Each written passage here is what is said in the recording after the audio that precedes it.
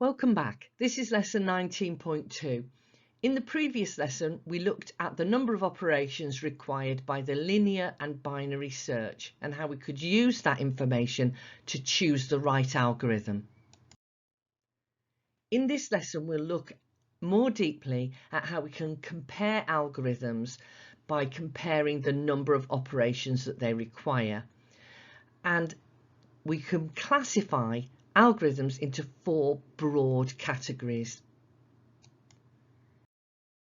Remember that an algorithm sets out the steps that take us from the inputs that we've got to the outputs that we require.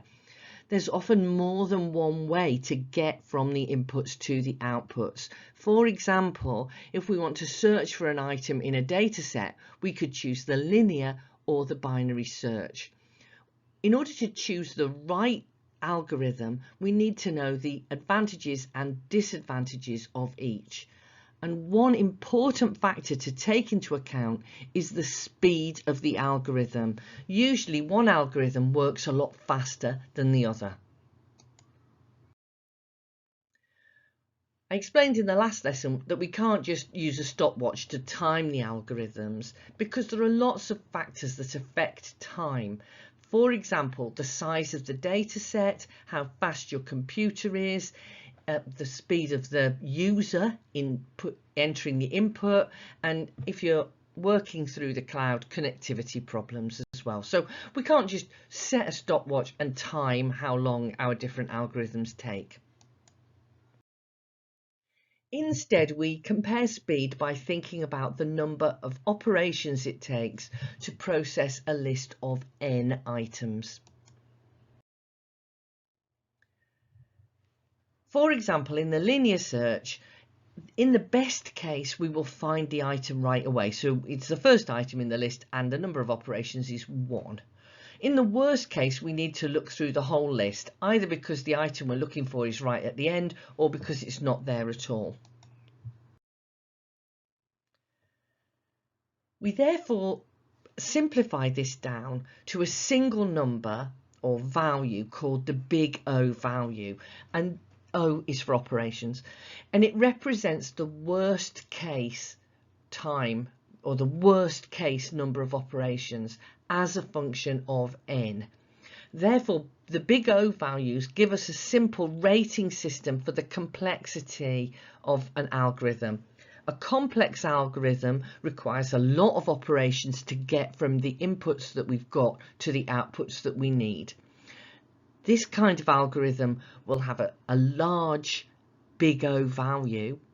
It will be a big number, and that means that the algorithm will take quite a long time to run, particularly, of course, as I said before, where n is a very large number. So if we're processing 1 million data items, which is by no means unlikely in the modern computer world, it could very well be billions. So we can put our number of operations into 5 broad categories. The first is where it will only take one operation to process the data items. Log n, like the binary search, n, like the linear search, and 2 new categories, n to the power x, where x is any number, and x to the power n, where again x is any number and n is the number of data items. And those are roughly from the best to the worst times. So if everything else is equal, we would try to reduce the complexity to the best available number of operations. Let's go through those in a bit more detail now. Each of these levels of complexity has got a name, and you need to know these names. If the number of operations is effectively 1, we say that that is constant complexity. If it's log n, we say it's logarithmic. If it's n, linear. N raised to any power is polynomial, and any number raised to the power n is exponential. Let's have a look at how many operations that means in practice. If the number of operations is 1, we say that is constant complexity. In practice, of course, a computer program probably doesn't have only one line to it. It may have multiple lines, but the key thing is it doesn't have any repetitions in it. That means that it doesn't matter how big your data set is, the number of operations doesn't increase. And there are computer programs like that. For example, if you rename or delete a data file, that the amount of work for the computer doesn't change regardless of the size of the data file. So that would be an example of constant complexity.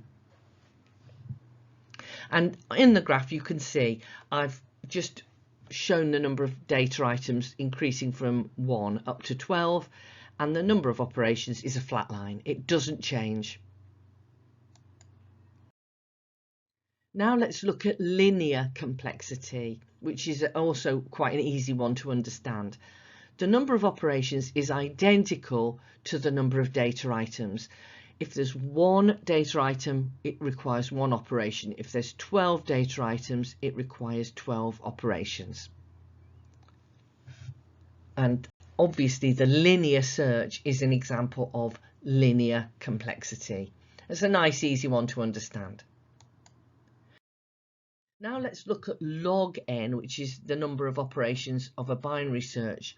Log n is a smaller number than n in every case, and as the size of n gets larger, the difference between n and log n gets bigger and bigger.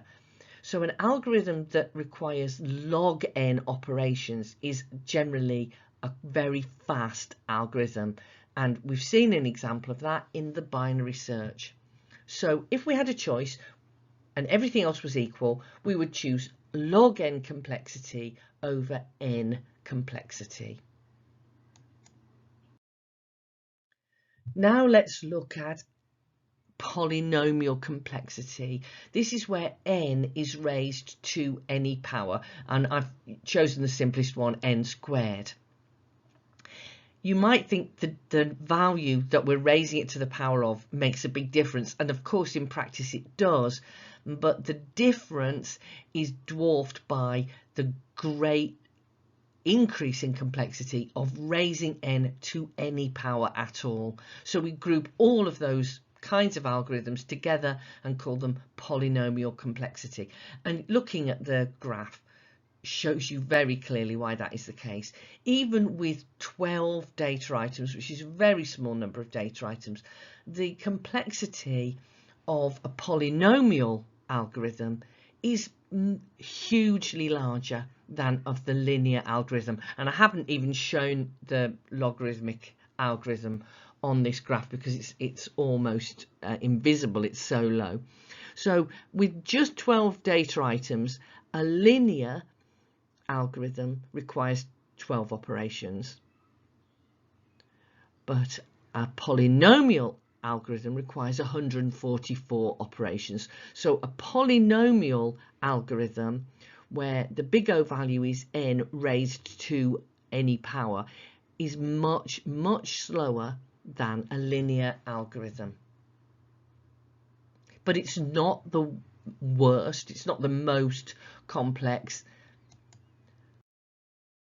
That honour belongs to the exponential algorithms, where a number, and again I've chosen the simplest example too, is raised to the power n. And in that case, the number of operations rises very rapidly indeed. I've compared it here with the orange line is linear complexity, which, as we know, 12 data items requires 12 operations. But 2 to the power 12 is over 4,000 operations. So an algorithm that has exponential complexity is very much slower than all the other types of algorithm. We've now reviewed all the different categories of algorithm in terms of their level of complexity. So this table summarises what we've been talking about. big O value of 1 means constant complexity. It doesn't mean that there is only one line to the program, but what it does mean is that the size of n doesn't change the number of operations. There isn't a loop in the program, and so it goes through the algorithm once, and it doesn't matter how many data items we're processing. Log n, the number of operations does go up as the size of n increases, but it doesn't go up that fast, and it always stays well below the value of n. The next highest level of complexity is linear complexity, where there is, in all cases, an exact match between the number of operations and n. That is, the number of operations is directly related to the size of n and goes up at the same rate that n goes up. As I said before, we're just counting the number of repetitions, and we don't really mind how many lines there are inside the loop. So a typical loop, a for loop that counts through all the items in a data structure, would give you linear complexity. The next highest level is polynomial complexity, and this is where n is raised to any power, such as n squared. This would occur, for example, if you had a loop inside a loop, so that you're getting a double set of repetitions. And in this case, the number of operations goes up much faster than n. So a polynomial complexity means that the algorithm is quite a lot slower than the other examples we've been looking at. And finally, the very slowest kind of algorithm is what we call an exponential algorithm, and that is where a value is raised to the power n. And we've seen that even where the value is a fairly small number, such as 2, raising it to the power of n means that the number of operations, well, I've just said, goes through the roof. And we even use exponential in our everyday speech to talk about something that's just increasing extremely quickly, though it does have this technical mathematical meaning as well. So to recap, we've grouped algorithms into 5 broad categories based on the number of operations that they take to process a file of data items. The simplest level is what we call constant complexity. That's where the number of data items doesn't affect the number of operations. Logarithmic, where it rises slowly. Linear, which is a straight line relationship. Polynomial, where it increases rapidly. And exponential, where it increases very rapidly indeed. So I'll leave you with an activity. Why not explore this for yourself by making the graphs using either using programming, or you could use a spreadsheet or other graph making software. Okay, so we'll continue talking about big O notation in the next lesson. So see you then. Bye for now.